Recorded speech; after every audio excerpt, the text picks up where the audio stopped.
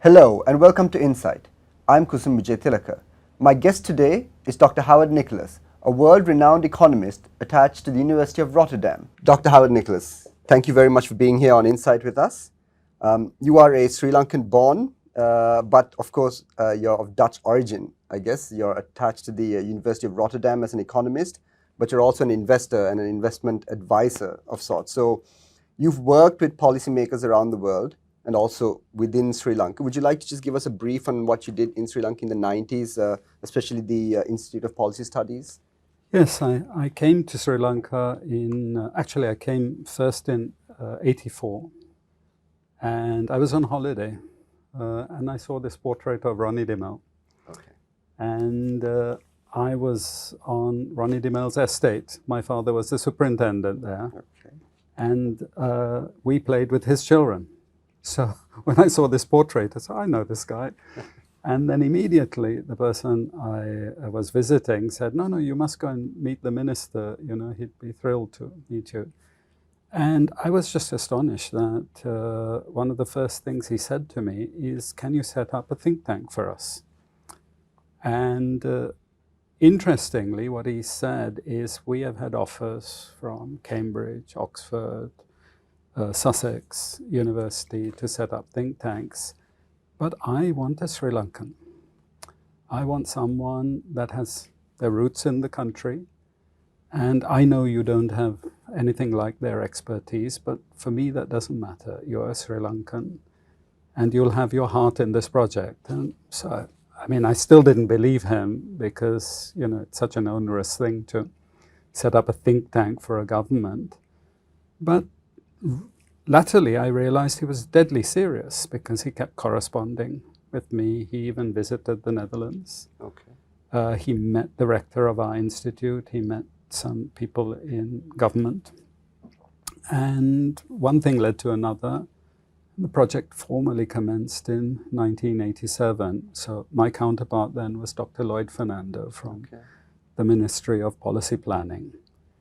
And together we helped initiate the project for the Institute of Policy Studies, but simultaneously, because I come from the academic environment, I met Professor W.D. Lakshman, Yes.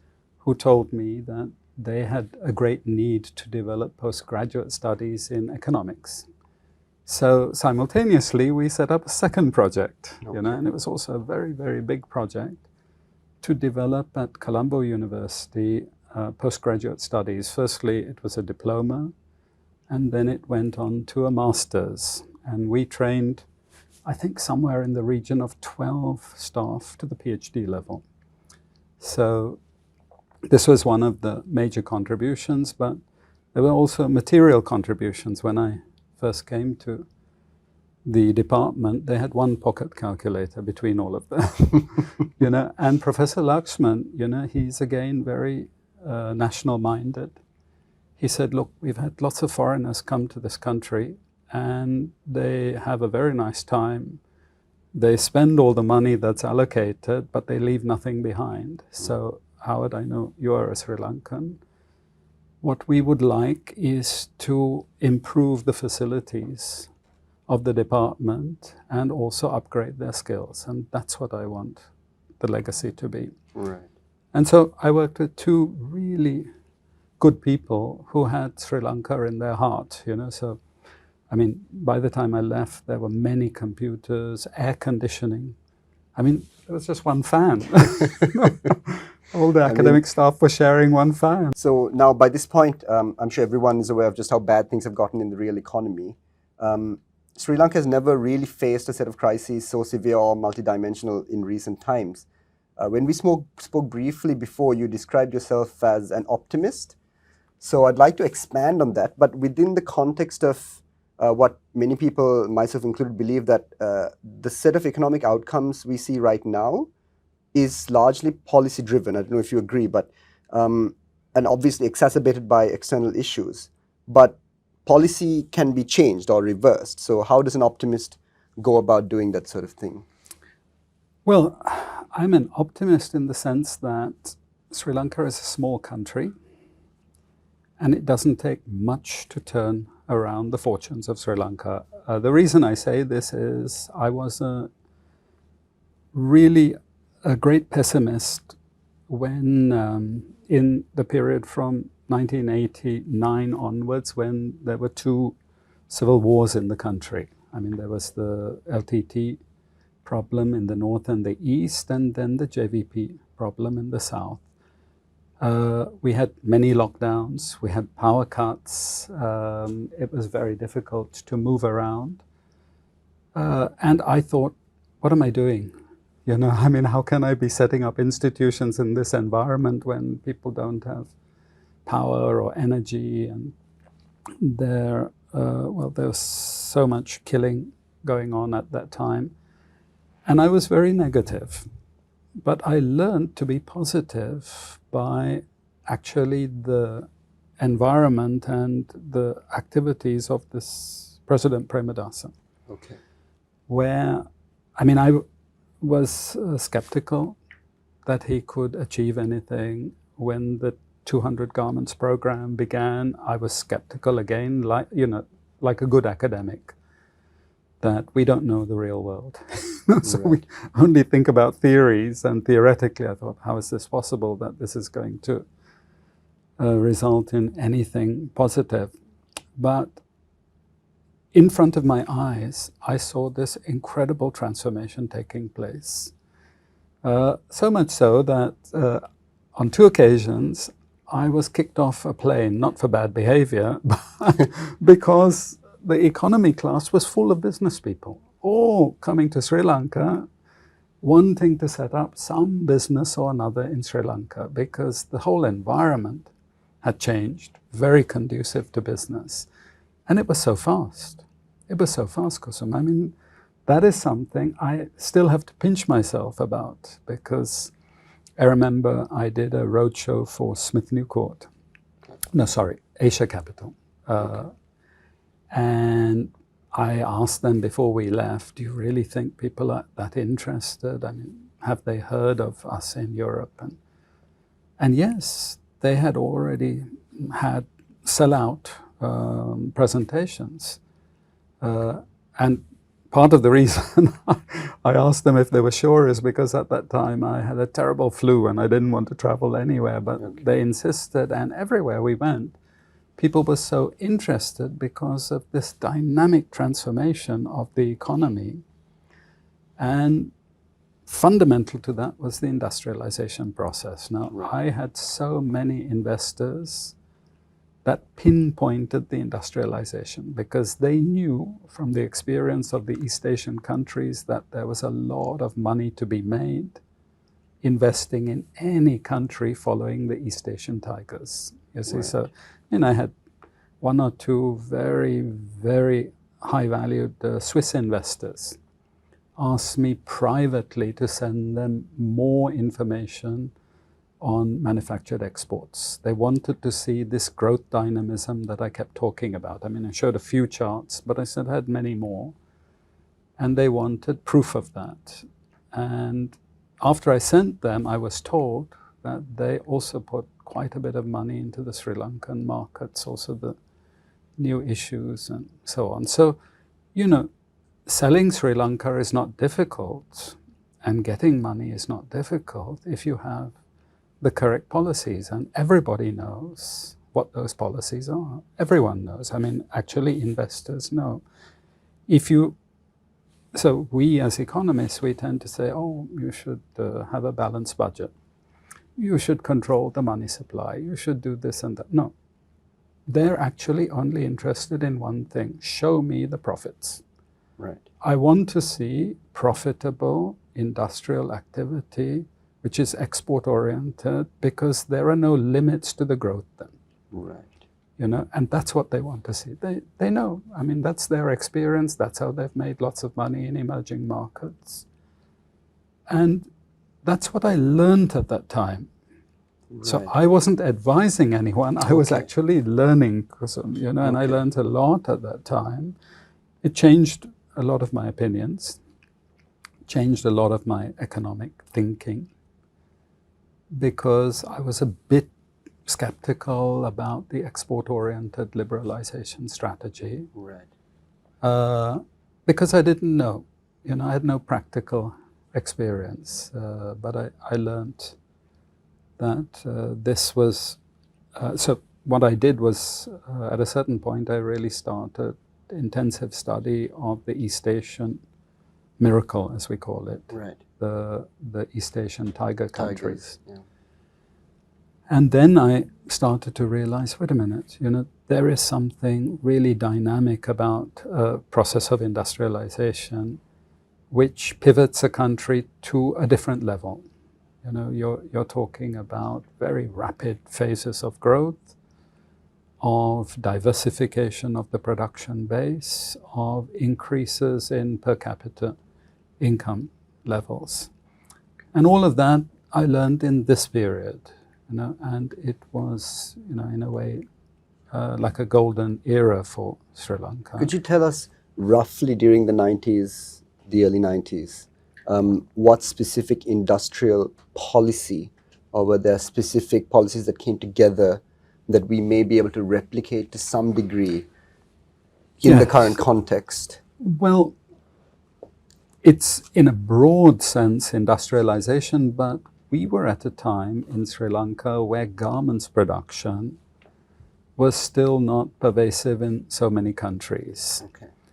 And so Sri Lanka had a big advantage because still that garments production, essentially it had been there in the successful East Asian countries, and they were devolving it to other countries. So Sri Lanka then used the quota system that they had available to them, and aggressively went for, it was called the 200 Garments Factory strategy of President Premadasa. And incidentally, Ranil Wickremesinghe was the Minister of Industries. Yes. So he was very instrumental in promoting that. Today, I think you have to look to lots of other products. You have to create a bit more of a diversified manufacturing base, but it is possible. Now, one thing that I have been studying quite closely, because I teach in this country, and that is Vietnam. Right. So up till about 2012, I wasn't that interested in Vietnam, to be honest, because they didn't have an industrialization strategy. But they went through some really bad times. They had terrible currency problems. They had recurrent balance of payments problems. They had worked with the IMF from the late 1990s, but nothing seemed to work for them. Okay. Somewhere in 2012, a whole process started, and I had a lot of students who I'd been teaching in the Netherlands were Vietnamese, and several of them, and I had also brought a lot of Vietnamese students here to Sri Lanka. Okay.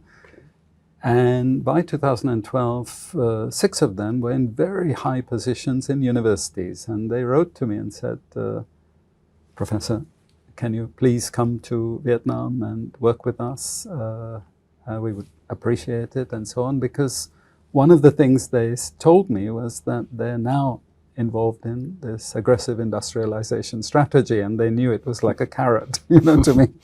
And so of course, I was honored that they would ask me, and I went there. And literally after 1 year, I was asked to do a major television interview, on their business channel. And normally foreigners are not invited to do this. And I said, so what is this about? Oh, industrialization. We want you to explain to the Vietnamese people why it's so important, and to the Vietnamese business community. Okay. I've never been invited back to this. It must have been a disastrous interview. But it was clear the government had embarked on this strategy, and it was all hands to the deck. That's very typical of the Vietnamese. And I have watched a country grow in the most incredible speed. From 2012 till now, you cannot believe the transformation of that country. So we're not talking about, we're talking about 7 or 8 years. This is all we're talking about. And it keeps accelerating. One of the things that, if anyone is studying Vietnam, while many developing countries suffered terribly in 2020 with the pandemic, and beyond even going into 2021, Sri Lanka, case in point, primarily because, of course, we were hit with tourism and remittances, Vietnam went in the opposite direction. Their reserves just exploded. Why? Because the industrial base allowed them to switch into home office equipment. Because everyone was working at home in the West, and Vietnam started to supply them. So their reserves just shot through the roof. And the currency also appreciated against the dollar, didn't depreciate. Because the demand was insatiable in a way, and this is what happens when you get into a manufacturing-based economy. You can diversify. One thing leads to another, leads to another. And that is the secret of manufacturing. You see, when you're an agricultural economy, let's say you're producing tea, what do you diversify into? Maybe organic tea, maybe different flavors of tea, whatever. But actually the diversification is limited. Manufacturing, you're talking of 1 million plus categories of manufacturers. If I look at a smartphone, can you actually talk of a smartphone? You can't, because there are so many categories, and a new smartphone comes on the market at least every week. I used to think there was something called a drone. The drones? Yeah. But do you know, today, as I speak, there are more than 40 major categories of drones. Of drones, okay. There are drones for agriculture, there are drones for filming, there are drones for literally everything. I mean, spying on this, that, and the other. And it's endless. Now, what happens is companies that get into the production of one thing like that, they keep diversifying. Right. And it's the diversification which is so important. Now, my son has this chart that we present to everyone that is a truly astonishing chart, where if you rank countries according to their per capita income, on one axis, and on the other axis you put down diversification, you get a perfectly straight line, 45-degree line. Because the more diversified, the higher the per capita income. And people say, how is that possible? Well, just look at countries like Switzerland. You think they only produce chocolate and watches, but in fact, you'll be really mistaken. They produce so many different manufacturers, and now they're into an area that I actually think is still possible for Sri Lanka to get into, and that is robotics. And they, of course, are into very advanced, sophisticated robotics linked to AI. But there are so many areas of robotics, sort of feeder areas, which one can... Components and that Components, which one can get into in the context of joint ventures. Because actually, factories now are run by robots. You can see that, car companies, automation, even bicycle companies and so on. But there is now a whole generation of robots that's going to come into the household. We know that within 10 years, Japanese households will actually have robots in the kitchen. We know that's what they've been working towards. And robots will be in care, robots will be in restaurants, etc. Who is going to produce those robots? And that's where the value chain that we often speak about, that could be very interesting to Sri Lanka. But no country can get into that without strong and aggressive government support. I think the point you're making is that for example, an iPhone or a smartphone has, like you said, so many components, and we all think it's made in China, but those components come from all over the place, from Taiwan, from Vietnam, from the US, from all over, and the assembly takes part in China. Yeah. So the actual value added that happens for example, for an iPhone in China might be quite minimal, and thus the profit that actually goes towards China might be very minimal compared to the profits that go to the semiconductor manufacturer, the chip manufacturer, etc. So Sri Lanka should probably get into industrialization, but you can't count all industrialization as the same. Is there a difference? No, actually, you're making a very important point, Kusum. You see, the successful countries are the countries that absorb the technology and develop it. Right. So what you see happened with Vietnam is they were not just happy to build all the components for Samsung smartphones. What they did with government support, massive government support for the IT sector, they started to build their own smartphones. Initially, these were laughed at by the Vietnamese themselves. They laughed at these, pretty pathetic. But that's the way everything happens. I mean, I remember when I was young, the car that we ridiculed a lot was a Toyota. But today a Toyota. And, just a generation ago, the car that was used as a sort of a knock-around car was a Hyundai. Yes. But look at it today. It's one car of the year, and, it's quite expensive. And this is the point, that do you have the capability of getting on that technology ladder and getting your own people to start innovating and modifying and developing the products ourselves. And that's the difference between a country like Bangladesh and a country like Vietnam. So Bangladesh has not, let's say, I don't know it in great detail, but from the little bit of study we've done, they've not moved up that value chain. They've not diversified. They've not really embarked on that technological dynamism which you need to embark on. Vietnam has. And there's no stopping them, because the most recent example we saw, it's actually now quite old, but they've now built their own electric car together with Siemens and this, I forget the name of the Swiss robotics company, but if you go to the Siemens site, they will show you this car plant near Hanoi. And it's so futuristic, it's crazy. I mean, and here this is a low-wage country, and you would think that they would do labor-intensive products, but this is the most high-tech factory you have ever seen. Right. And the reason they're doing it is for quality as well as competitiveness, And what they're doing is they're working with a lot of foreign companies that are also divesting their positions in China and wanting to move to other countries, because of what's happening globally as well. Again, important to note that this is a possible opportunity for Sri Lanka, and Vietnam is over 100 million people. We are 20 million.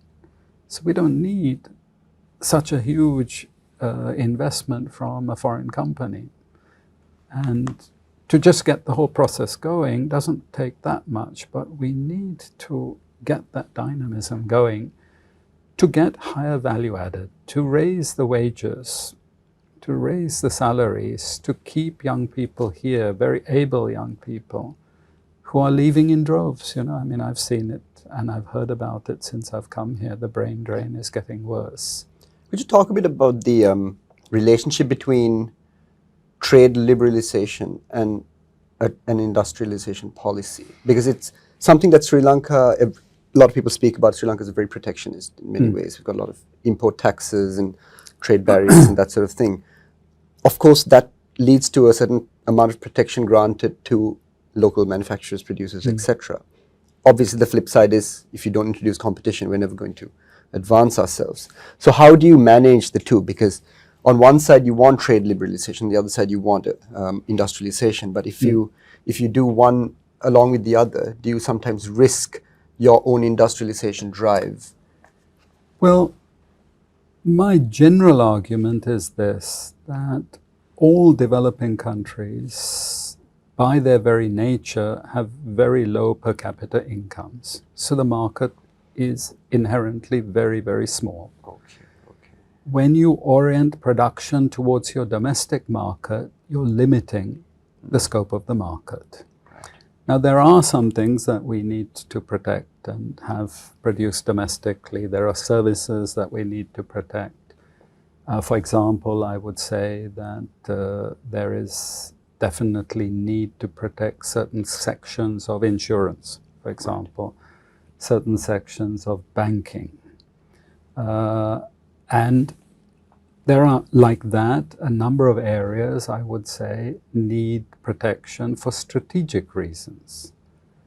But on the whole, the structure of the system should be either you export or you die. Yes. You know, I mean, that really should be the Produce or message. perish. And, you know, it's a very simple point that developing countries, and you can look at China, 1.3 million people, 1.4 million people, but they're export-oriented. Well, why? Because they start off with an impoverished population. Right. You know, they can't buy these goods. So you have to produce it to someone else. And so if we want to raise living standards, we have to access the big market. And there, the problem is you're fighting against corporations that are heavily subsidized. I mean, you might think that, let's say, Western corporations are really free market corporations. This is all utter rubbish. They have such huge subsidies from their government. They have such huge support. If you look at a lot of the German engineering companies, without the R&D done in the universities and transferred to them for free, they would not be so competitive. I don't know if you've read a book by a woman called Mariana Mazzucato. Very interesting book called The Entrepreneurial State, Mariana Mazzucato. Right, okay, yes, I remember this. And she showed, without US government support, Elon Musk and Tesla would not be in existence today. And it's not just a small amount, it's a massive amount. And so, you know, this is the battle you're fighting constantly. Now, what happens is we send our young people abroad, they study, they actually learn myths. The liberalization myth, you know, that somehow or another, miraculously, because of this free enterprise environment, these corporations have become successful. Well, what Mazzucato shows is you can take probably the premier company of all companies in modern times, Apple. Do you think Apple could have survived and prospered without US government support? Absolutely not. Look at Amazon. Amazon could not do what they're doing without the US Postal Service subsidizing them, you see. Now, what is in the interest of Western countries and Western academics is to give you a pretense, an illusion. And they want you to buy that illusion because they don't want you coming and competing with them, you know. So that's what happens is, so we get people coming back to Sri Lanka and they want us to have a highly liberalized environment and so on. Going back to your original point, is there shouldn't be a confusion between export orientation and trade liberalization. They're two totally different things. Okay. I'm firmly committed to export orientation development, but I'm not committed to trade liberalization. Right. Because what we need is as much support as we can possibly get for our exporters. And not at this, you know, not leave it to this situation where the government is going to pay them, what, 30 rupees on top of the dollar. I mean, this is desperation stuff. We should have had a strategy long ago and kept it in place.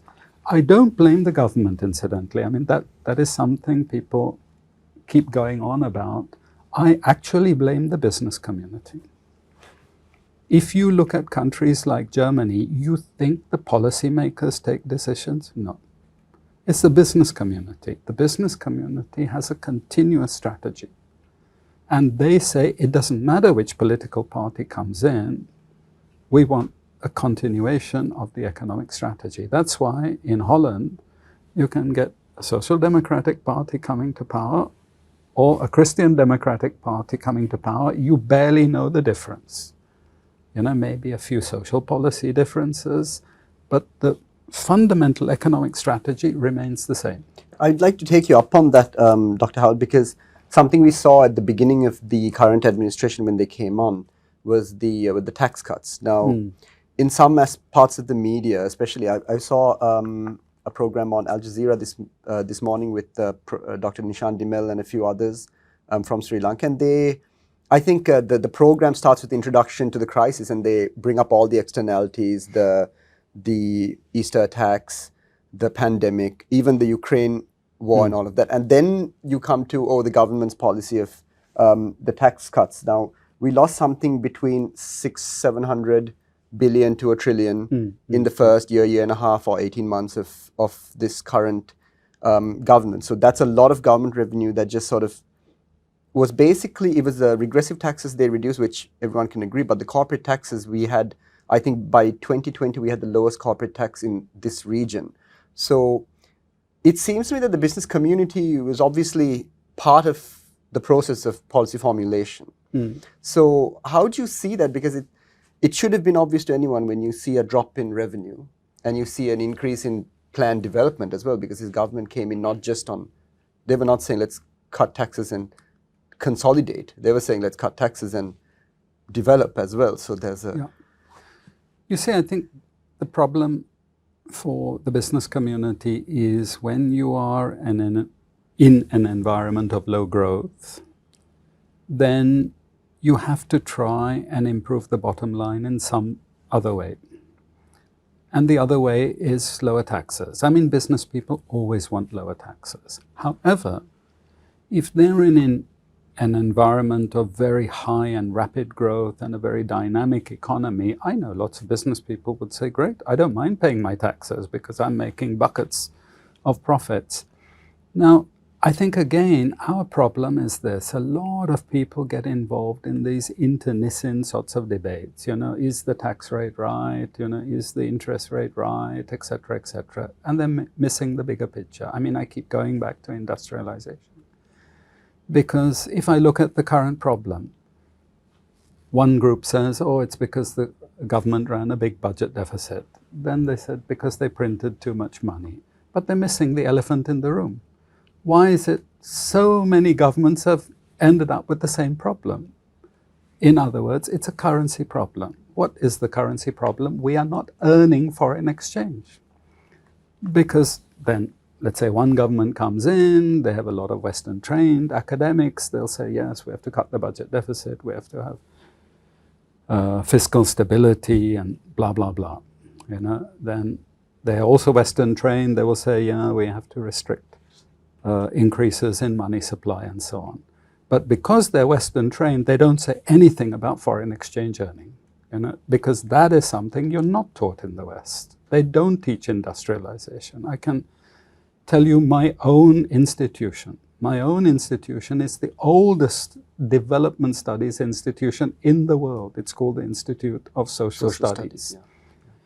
Yeah. It was set up in the early 1950s. In the early years of my institution, every department had the title industrialization. So it was industrialization and planning and policy planning, industrialization and gender, industrialization and law, industrialization and labor studies. By the 1970s, the word industrialization had disappeared because Europe had industrialized.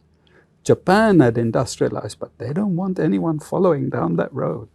So they don't teach you that. You made the point about sub-Saharan Africa, I think, once in a lecture.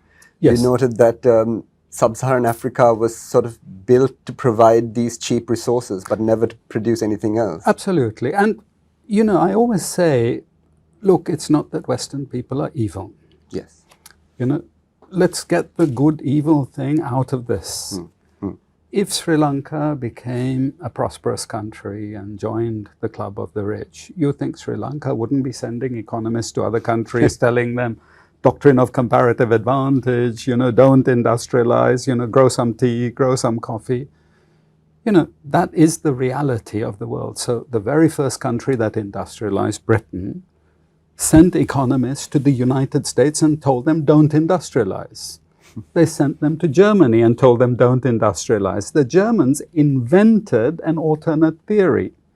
It was called infant industry argument. And the theory was, look, if we protect our engineering industry, then over time, we will become competitive with Britain and we don't need to protect them anymore. The US developed their garments industry on the basis of slavery, and they undercut the British, you know, again, manufacturing. And then the British retaliated by now having the moral high ground and saying, oh, we don't want slavery. You know, this is Britain. Remember, Britain benefited so much from slavery. They guaranteed the Atlantic slave trade. It's normal. You see, you want to defend the territory that you have now occupied. And there's a famous book by a Cambridge economist called Kicking Away the Ladder. His name is Ha-Joon Chang. And he shows that all the things the Western economists tell you not to do, they did in their industrialization period. You know, it's a small book, but it's so informative. And the problem we have is that, and I see it everywhere I go, that discussion about industrialization is completely off the agenda. So we get sidetracked. We get sidetracked into discussing all manner of different economic issues. But as I told you, we don't discuss the elephant in the room. And that's deliberate. That's the way we train our academics when they go abroad. When foreign advisors come here, that's their job. You know, so, I mean, recently I saw one eminent Harvard professor talking about doctrine of comparative advantage. I don't think he even believes it, honestly, because it's such an idiotic and stupid theory, you know, and it has been hammered non-stop. Theoretically, it is the most idiotic thing that I have ever read in my life. But you see, Britain preached that when they were the first industrial country. Right. And then after that, the US preached it, but they never practice it. And as case in point, I mean, let me just make this case. They preach that each country should specialize according to their natural advantage, their competitive advantage. But when Britain was industrializing and producing garments, they slapped on 70% tariffs on Indian garments imports.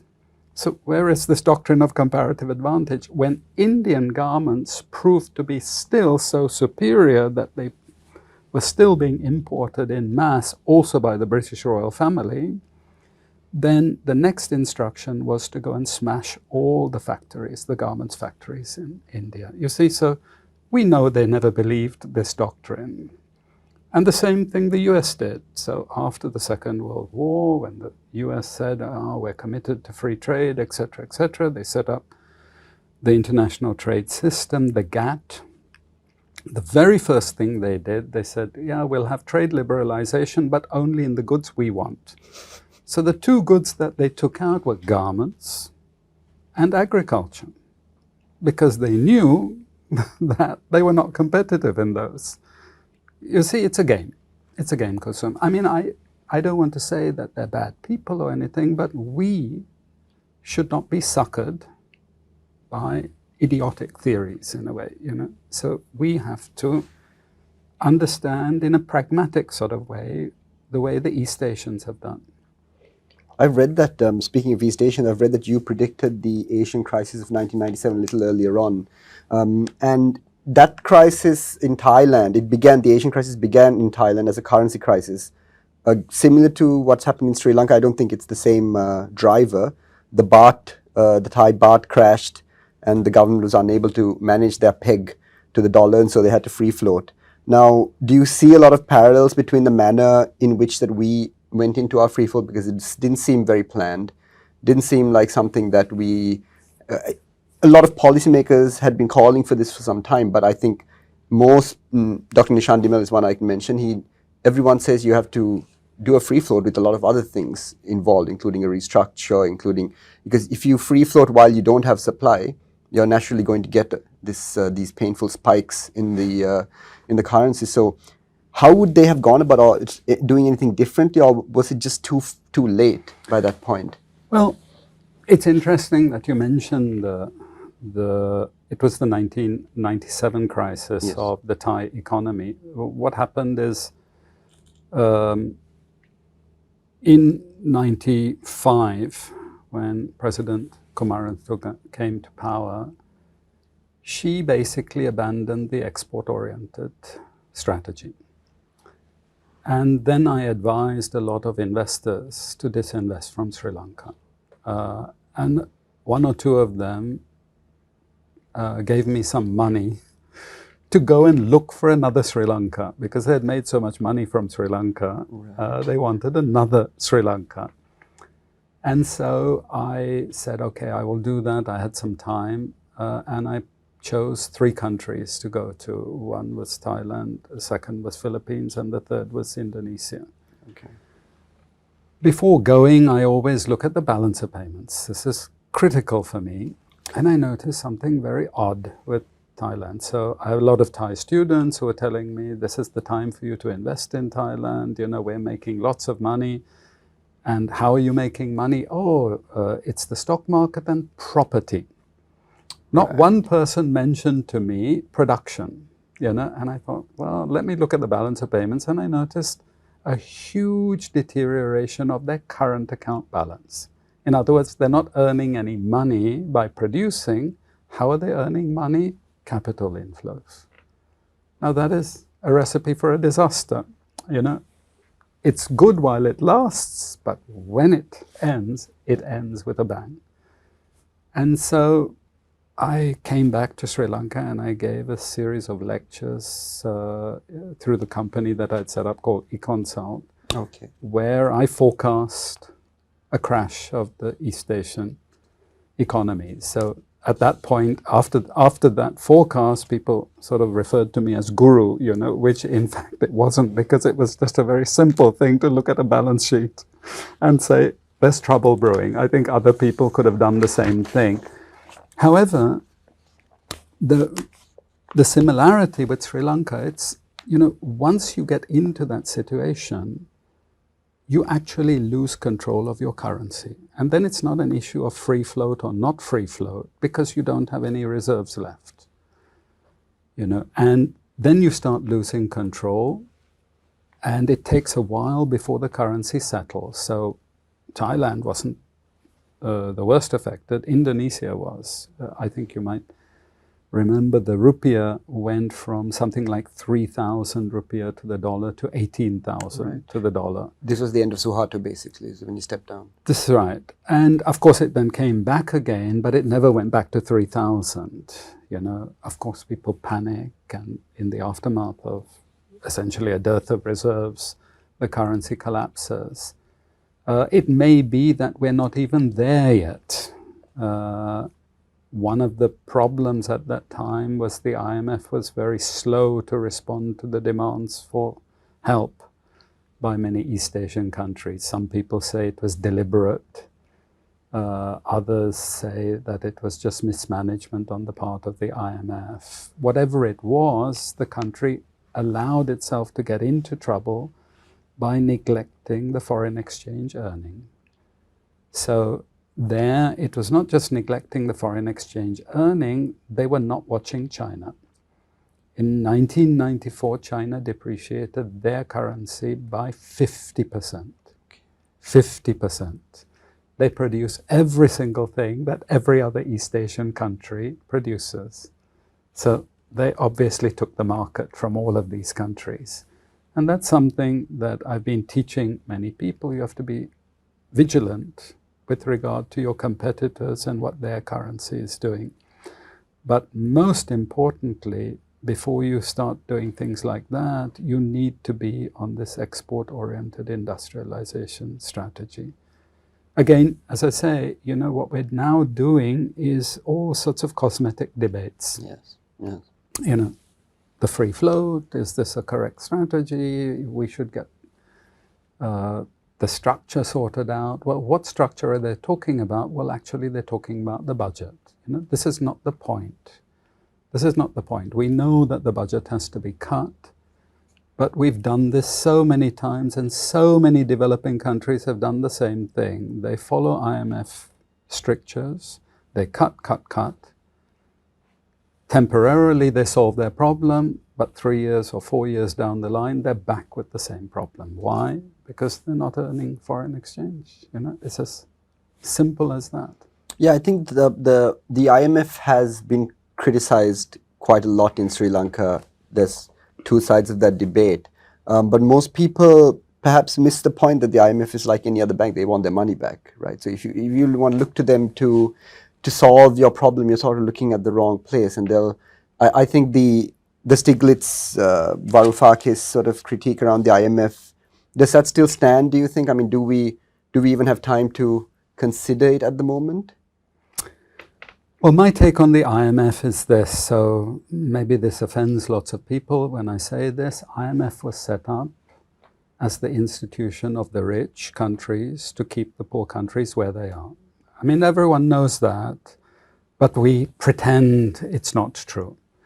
I always say, well, if it's true that this institution is there to serve everyone, why is it that the President of the United States is the one that appoints the President of the IMF, right. In effect? Well, it's usually what happens is the Europeans nominate the head of the IMF and the US validates it. And basically they're voting, the US bloc and the European bloc together carries the day. So if it is really there to serve everyone, why is the voting structure like that? Why are the senior positions appointed the way they are? Now, given that, it doesn't mean to say you don't work with them. You have to. These institutions you must work with. The question is, for Sri Lanka, can you work with them in a way that you don't allow the policies to impede your longer-term goals?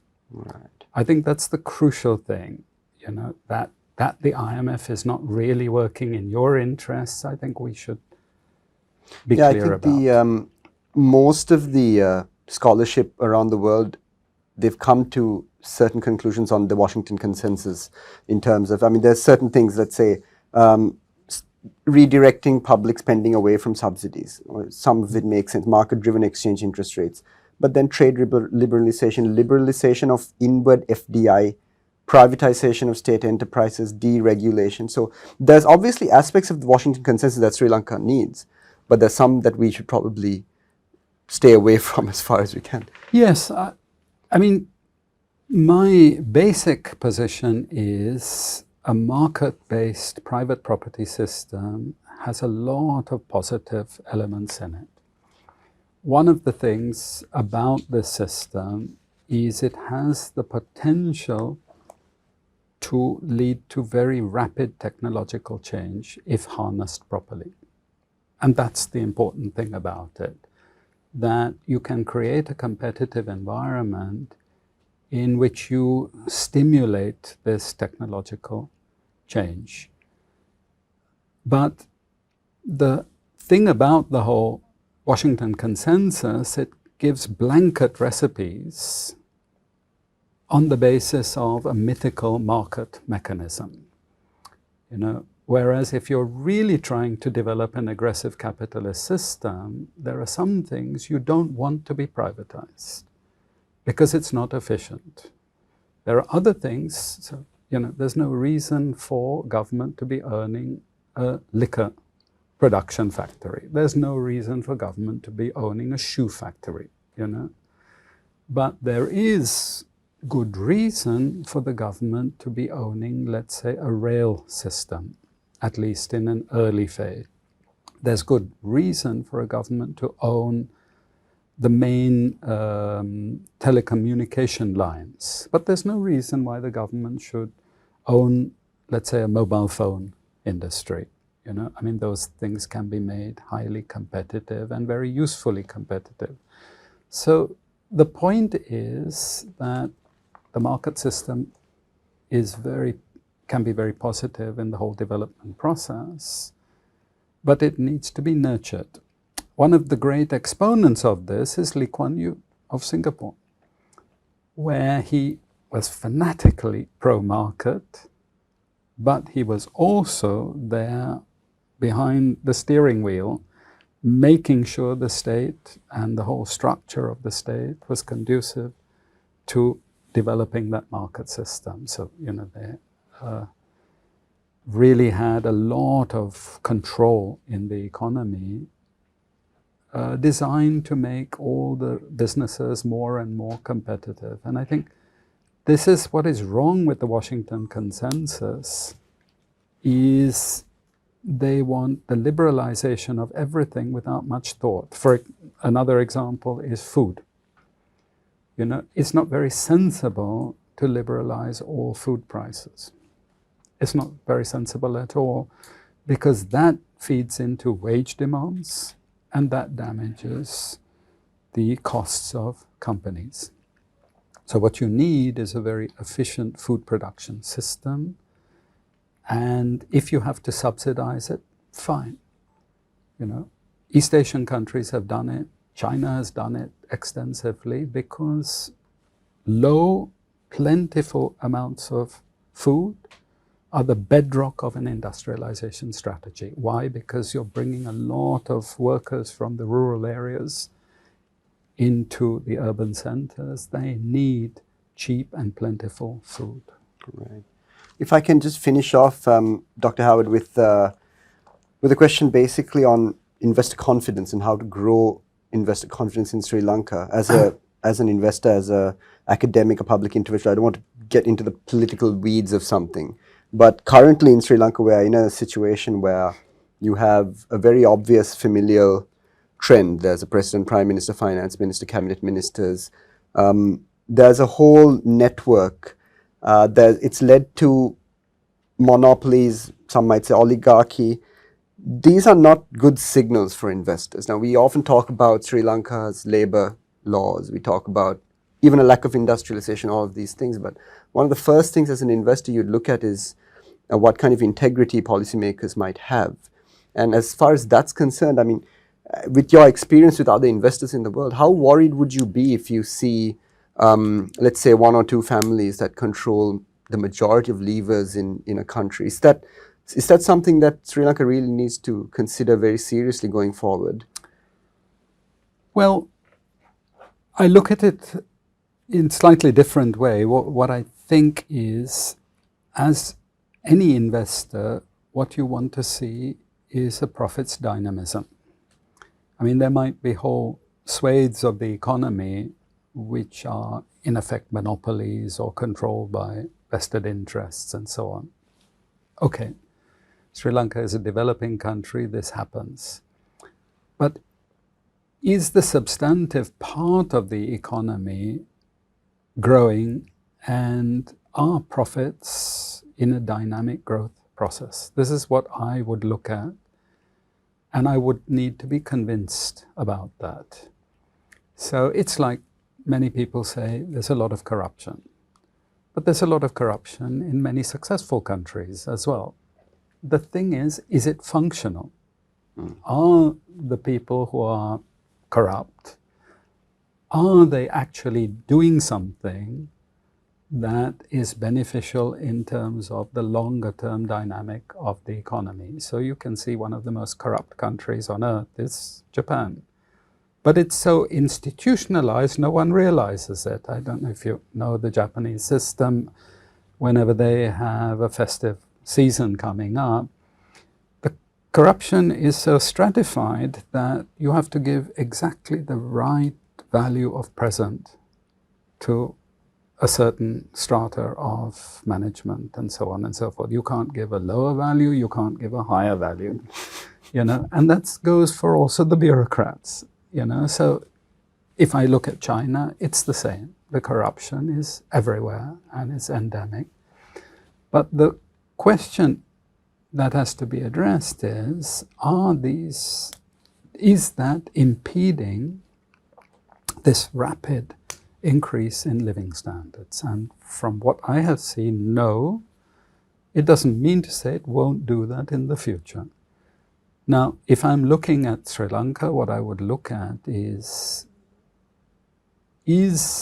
let's say, the level of corruption, is that showing itself as being damaging to the growth of profitability of companies? You know, is the level of corruption such that the correct economic policies are being distorted? So one of the things is, supposing I'm a very powerful company and I want a more inward-looking economic strategy, am I able to corrupt the policymakers in a way that achieves that to the detriment of, you know, the longer-term benefits of the society? So corruption per se is not something we would like to see in a society, but as an investor, and that's a question you asked me, as an investor, is that necessarily something that deters me? No. No. It's not something that necessarily deters me. What deters me is if I see that that is damaging to that longer-term dynamism, which should yield me quite good profits, and so on. Okay.